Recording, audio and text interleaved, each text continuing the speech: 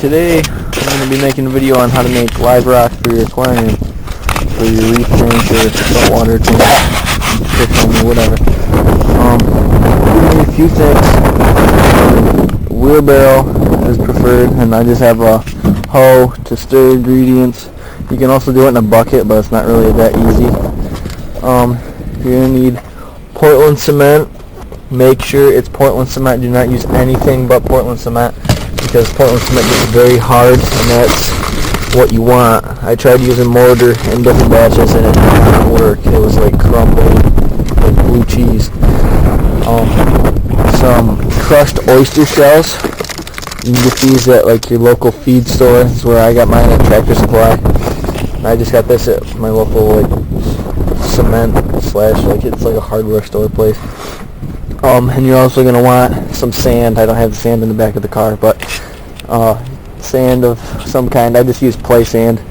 Got it from a gravel bed. That's free. The basic mixing is 1-2-3. 1 part cement, 2 parts sand, 3 parts aggregate, which would be the oyster shells. But you don't have to use oyster shells. You can use pebbles, gravel, stuff like that. But I just like the oyster shells because they're nice and white. And oyster, I figured ocean, whatever. Okay, so I'm just gonna grab some cement here, a little cup. I think I'm just gonna do a 2-scoop batch, since I found that I did a 3-scoop batch the other day, and there was too much for my mold. Okay, so there's 2 parts cement. So I'm gonna want 3 times as much of the oyster shells. So I'm gonna want 6 scoops. Okay. There's 1.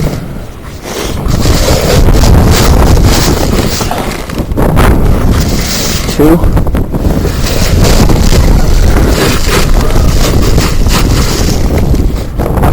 There's 3.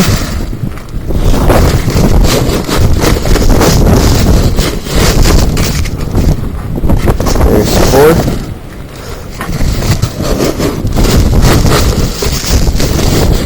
There's 5. And then 1 more will do it. Okay, there's 6. Now I'm going to do a quick cut, and I'll go get the sand, and I'll be right back. Okay, now I'm going to do 4 scoops of this just regular brown clay sand. So that's 2 parts to 1 part. 1 part cement, and I used 2 scoops as 1 part. Do twice as many. 4 scoops of sand.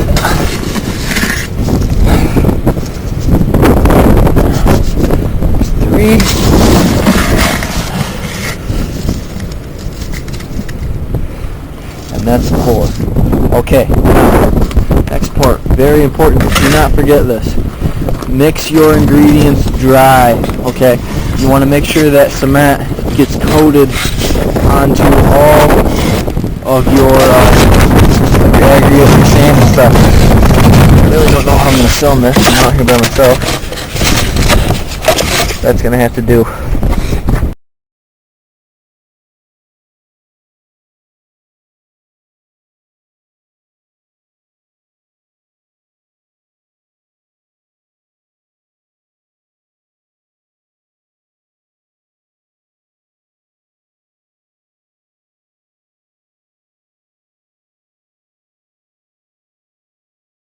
Also, very crucial to do it right, okay, is when you add the water in.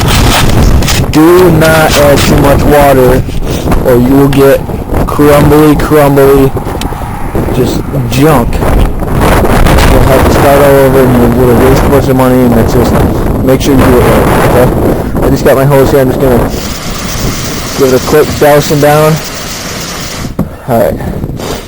Only go a little bit at a time, so you know, so you don't over-mix it, wet it, I mean. Okay. You want your mix to be kind of a dry, stiff mix. You don't want it runny, you don't want it sloppy. You want it kind of almost so you can form it and it'll stick, like form it with your hands kind of. You know, this doesn't have enough yet, but I'm just starting up to get that water mixed in really good, evenly. Okay, then add more. Just do quick squirts.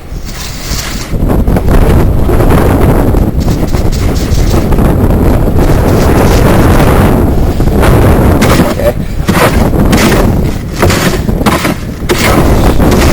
Very crucial not to put too much water in.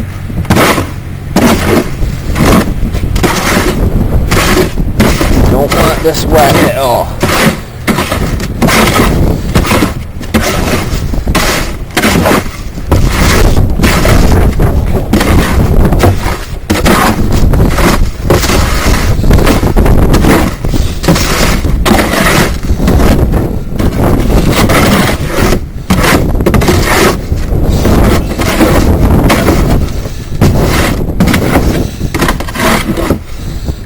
Probably one more little squirt down, I'll do it.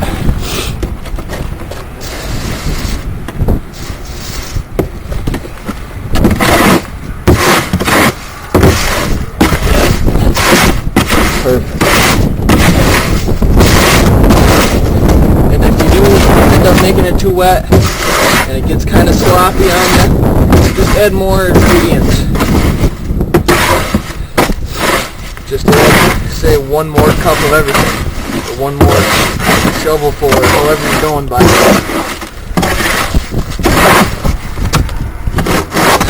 So just the water, so you don't end up wasting everything, you know, that you can't use.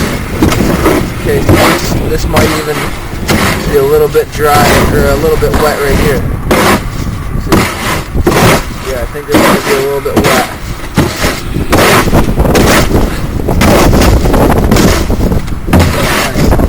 Maybe not. That's what it looks about.